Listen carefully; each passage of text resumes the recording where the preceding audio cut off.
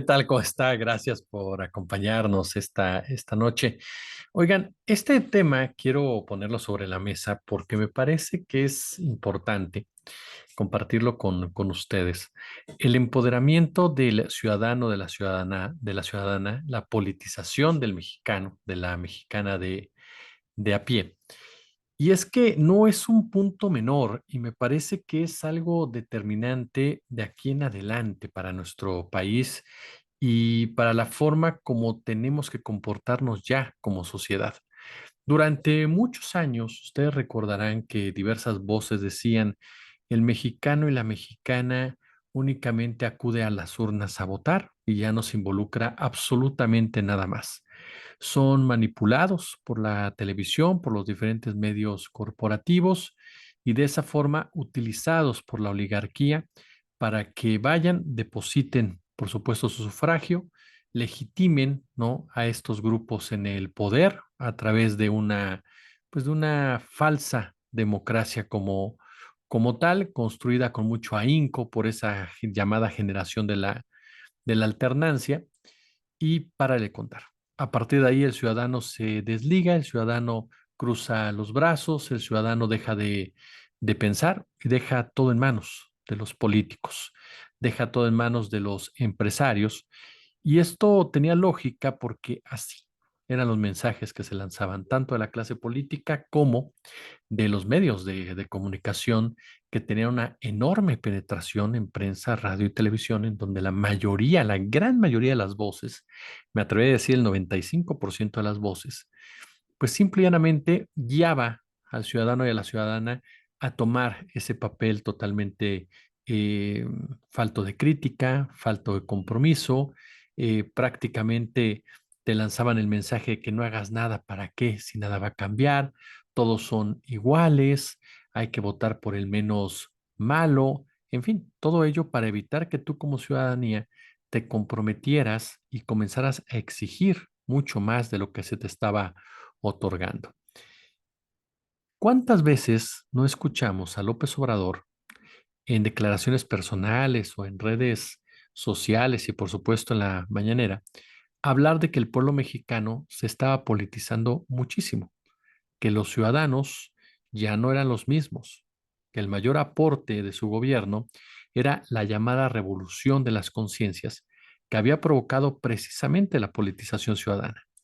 Y de inmediato el descrédito por parte de las voces contrarias, ¿no? Empresarios, analistas, sobre todo analistas, periodistas y políticos, claro, de oposición, quienes afirmaban que eso era demagogia pura, que eso era populismo desde el punto de vista peyorativo con el que ellos lo utilizan, que eso tenía como finalidad única y exclusivamente darle a tole con el dedo a la gente. Sin embargo, conforme se fue desarrollando, es más, desde que se fue acercando el proceso electoral, quedaba cada día más claro que las palabras que decía López Obrador eran muy ciertas. Una sociedad mucho más involucrada en lo que estaba pasando con sus políticos. Recuerdo muy bien la disputa al interior de Morena por la candidatura a la jefatura de gobierno, en donde la gente estaba metidísima, metidísima en sus diferentes ámbitos para saber quién quedaba, si Clara Brugada o bien Omar García Harfuch, ¿no? De esta forma, te empiezas a dar cuenta que no se trataba solamente de una especie de calentamiento de plaza, sino que en realidad la gente estaba cada día más involucrada en lo que se decía y cómo se decía. Y esto no se debía a los medios de comunicación tradicionales, por supuesto, quienes no habían cambiado la narrativa y no habían fomentado por línea editorial la cultura de participación ciudadana, más allá del día del voto. Tampoco partía de la oposición, quienes jamás buscaron de una u otra manera involucrar a la ciudadanía en las votaciones, en el proceso. La realidad es que lo que pasaba al interior de Fuerza y Corazón por México con la decisión de quién sería su candidato o candidata, sí generaba la atención, pero por el marco precisamente que se estaba dando del conflicto electoral en general, de la contienda electoral en general, y no particularmente por simpatía hacia lo que significaban PAN, PRI y PRD, ¿no? Y es ahí entonces donde comienza a profundizarse este tema de la revolución de las conciencias. Recuerdo muy bien cuando Héctor Aguilar Camín, cuando Jorge Castañeda, cuando Héctor de Mauleón, cuando Ricardo Alemán, cuando Francisco Martín Moreno tacharon de idiota al presidente Andrés Manuel López Obrador por atreverse a manipular así a la ciudadanía. Pero se va desarrollando el proceso, comienzan a darse cuenta que lo que ellos dicen no tiene relevancia alguna y comienzan entonces ellos a ofender a la ciudadanía. Comienzan a llamarle idiota a la ciudadanía por responder el llamado de lo que ellos consideraban un líder idiota. Los niños, por ejemplo, comenzaron a llamar mucho la atención porque había niños que preguntaban a sus familiares por quién iban a votar. Niños, pequeñas y pequeños de alrededor de 10, 11 años, 12 años, quienes de una u otra manera comenzaban a interesarse ya sea por sus padres o ya sea porque algo notaban en su alrededor, ¿no? El debate, por ejemplo, los debates fueron vistos por millones, millones de ciudadanos, quienes obviamente mostraron el interés que había al respecto. Y entonces también surgió la otra parte de la politización ciudadana, esa ciudadanía que está involucrada, pero desde una óptica verdaderamente equivocada. ¿Y a qué voy con eso? A la ciudadanía que decía que si ganaba Morena, les iban a quitar las casas, se iban a meter pobres en las casas de las personas ricas y que iban a vivir con ellos. Fueron narrativas múltiples, definitivamente, provenientes todas de la ultraderecha, digo, obispos, ¿no? Obispos, sacerdotes, llamando a la unidad en oración por nuestras libertades, por nuestra democracia, mujeres de iglesia de las diócesis más conservadoras del país, como Guadalajara, San Juan de los Lagos, Aguascalientes, Ciudad Obregón, Chihuahua, todas ellas rasgándose las vestiduras porque Claudia Sheinbaum iba a cerrar la Basílica de Guadalupe y demás iglesias. Por supuesto, el tema de la marea rosa, ¿no? Llamando a las marchas sobre el INE no se toca, el Poder Judicial no se toca, nada se toca en este país cuando Luis Carlos Ugalde, Lorenzo Córdoba, Leonardo Valdés Urita le habían dado, perdón, pero en toda su maraca a la democracia cuantas veces lo necesitaban, igual que la clase política o ciudadana que estaba detrás precisamente de esos, de esos embutes. Pero el punto culminante llegó cuando Xóchitl Gálvez acusó a Claudia Sheinbaum de vestir una falda con la Virgen de Guadalupe, aunque no fuera creyente, y de cerrar una iglesia. En ese momento te diste cuenta ya la desesperación por parte de una oposición que trataba de manipular al pueblo creyente y que seguía pensando que ese pueblo creyente era tonto. Ese pueblo creyente, sí, hay un sector completamente conservador, sus jerarquías, sus élites, pero más abajo fue un pueblo que votó también por Morena, que no se dejó influenciar por la iglesia, que en otros años era determinante en este tipo de ejercicios, que no se dejó manipular por el lado de la fe, que en varios bastiones de este país juega un papel determinante en las decisiones y opiniones de las personas, a tal grado que Morena con Sheinbaum ganó en estados profundamente católicos o que así se les involucra, y cristianos, evangélicos y demás, religiosos en general. Hablo de Guanajuato, hablo de Querétaro, hablo de Jalisco. Por ejemplo, el único que no ganó ahí fue Aguascalientes, ¿no? El resultado fue brutal, completamente brutal, ¿no? Participaron, ¿no? Una cantidad importante de mexicanos, 61% del padrón. Usted desmiéntame. Y el gran porcentaje de votos fue para Claudio Sheinbaum, más votos que los que alcanzó Andrés Manuel López Obrador. Hablamos de una ventaja contundente de Sheinbaum sobre Xochitl Gálvez, pero en cada uno, ajá, de los estratos, es decir, por género, entre hombres y mujeres votaron igual 2-1 a favor de Claudia Sheinbaum. Lo mismo se puede decir de los rangos de edad, jóvenes de 18 a 29, de 30 a 44, de 45 a 59, todos ellos a favor de 2-1, a favor de esta Claudia Sheinbaum. Los adultos de 60 y más fueron 62% para Claudia, 36% para Xochitl. Por niveles de estudio, fíjese bien, en básica y media superior, 2-1, ¿no? En punto, 2-1, perdón usted, a favor de Claudia, Sheinbaum. Estos datos son tan contundentes a favor de la virtual presidenta electa como consistentes en la afirmación de que el mayor triunfo de la 4T es de la revolución de las conciencias, que se expresa, como bien lo dijo López Obrador, en la politización del ciudadano. Y veamos que no es algo que se pueda simplemente denostar con un no estoy de acuerdo, ¿no? El voto, en el sentido del voto, no existió el tema de la desigualdad, es decir, que argumentaba la derecha de que los pobres iban a votar por Sheinbaum y los ricos por ellos, ¿no? El voto de todos los ingresos económicos, de todos los sectores económicos fue a favor de Claudia Sheinbaum. Sí, hubo diferencias más pequeñas, como en el caso, ¿no? De lo que se conoce como está lo más alto y abajito, un escalón más abajo, ¿no? Que sería clase media alta, como algunos lo definan. Ahí la diferencia fue apenas de 4 puntos sobre Xochitl Gálvez, ¿no? Pero, caray, la polarización tan marcada que se mencionaba en los medios, que se mencionaba entre los empresarios, era una falacia, una total, pero total falacia. Fue una votación unánime a Claudia Sheinbaum. Y entonces, voy a lanzar una pregunta con respuesta obvia.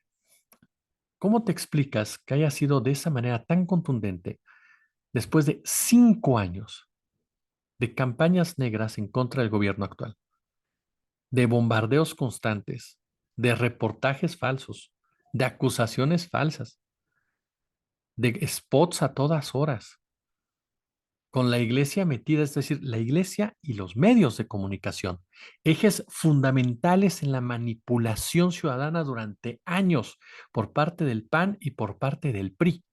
Hicieron su trabajo, hicieron lo que sabían hacer e incluso triplicaron la apuesta a sabiendas de la fuerza que tenía López Obrador y fueron arrasados. Podemos decir las mañaneras, claro, lo hemos platicado aquí, las mañaneras jugaron un papel determinante en todo esto.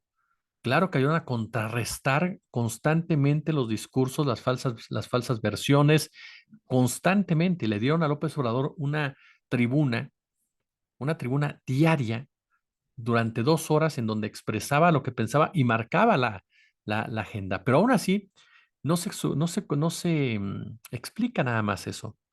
¿Por qué? Porque ve usted los números, repeticiones, views de la mañanera, ¿no? A pesar de que el presidente se iba a convertir en el influencer más importante, sin duda alguna, entre los más importantes del mundo, la realidad es que la ciudadanía no solamente era por el tema de la mañana. Claro que ayudó muchísimo, muchísimo, pero también fue porque la gente se empezó a dar cuenta de lo que había del otro, del otro lado, ¿no? La gente ya no se atemorizó frente a la supuesta amenaza de una jornada electoral violenta, de esa violencia políticamente controlada que intentaron registrar antes de las elecciones. Tampoco se atemorizó de supuestos ataques bueno, supuestos de los ataques de las derechas de Estados Unidos, de España, de Argentina, de Ecuador.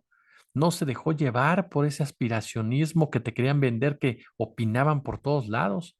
Tampoco hizo mella lo de narcopresidente, lo de narcocandidata. Tampoco hizo mella, por supuesto, los señalamientos por parte de los corifeos de que el país iba a ir a la ruina, a la crisis económica, que ahora sí íbamos a ser Venezuela del norte. Tampoco hizo mella ese ruido de que le estás creando una dictadura al darle todo el poder a Morena. Tampoco funcionó ese mensaje de que López Obrador se iba a reelegir, que era un autoritario y un dictador. Tampoco que se incurrieron en delitos electorales. Todo eso sirvió más bien para que la gente saliera a votar a favor de Morena. La gente supo distinguir una campaña de odio, una campaña negra, una campaña de manipulación, y entendió perfectamente que la discusión era no democracia contra dictadura, como la quisieron vender, sino que la discusión era regresar a lo que había antes de 2018 o continuar con lo que había después de 2018. Y la gente supo contrarrestar esas versiones, supo separarse de ellas, supo entender lo que estaba pasando a su alrededor. Y eso, sinceramente se lo digo, para mí es el mayor legado de Andrés Manuel López Obrador. que lo coloca en la historia junto con Lázaro Cárdenas, porque es un líder social, un activista como tal que logra consolidar un discurso y le gana una batalla fundamental al neoliberalismo que durante décadas impuso y que generaciones enteras crecieron con la misma. Hubo gente que creció con eso y rompió ese mensaje del neoliberalismo. Se salió de esa caja, en pocas palabras, guiado por la realidad, guiado por las palabras de López Obrador, guiado por lo que usted quiera, pero se salió de esa caja y supo encaminarse hacia donde tenía que encaminarse, a defender una democracia que se había apenas conseguido 6 años antes. Supo ratificar, a un gobierno que lo consideraba parte de su realidad, que sí lo representaba como tal. No oyó el canto de las sirenas. No se dejó llevar en ningún sentido por estos pronunciamientos que situaron a cada quien con su cada cual y a cada quien en el lugar que les merece la historia. Hablamos de nivel de ingresos, de género, rangos de edad, niveles educativos, unanimidad, diversidad geográfica, regional, cultural, en fin, se fueron con el voto mayoritario hacia la 4T. Por eso para mí es eso, López Obrador deja un legado fundamental, fundamental en este tema de ganarle una batalla cultural al neoliberalismo que es determinante para mejorar las condiciones de nuestro país, ¿no? Se desmitificó también con estos resultados que el triunfo no fue de las mayorías ignorantes o del dinerito de los programas sociales, como también se desmitifica una minoría de ciudadanos en los altos estratos del capital económico, mediático, de capital cultural, como el Círculo Rojo, ¿no? O las cúpulas partidistas, dramáticamente alejadas de la realidad, de la dinámica social de la política, terriblemente incapaces de comprender el sentir del pueblo mexicano. Lejanía, ausencia, negación, desprecio por las mayorías del pueblo mexicano, que solo se puede explicar em, por un factor común a estas minorías, ¿no? Estancarse en el confort que les otorgó la corrupción sistemática del ejercicio del poder. Por eso la derecha se quedó donde quedó, ¿no? Se empoderaron las mayorías de este país como no había pasado nunca. Se les movió el tapete a las minorías privilegiadas del antiguo régimen. Un triunfo, un gran reto, el de construir un nuevo Estado mexicano, democrático, derecho, humanista, justo, honesto, incluyente, con equidad de género, pasar de una cultura de la dominación y sumisión a una cultura solidaria e igualitaria. Ese es el gran mérito de los ciudadanos. Ese fue el gran mérito de los ciudadanos y el gran legado de Andrés Manuel López Obrador. ¿Usted qué opina?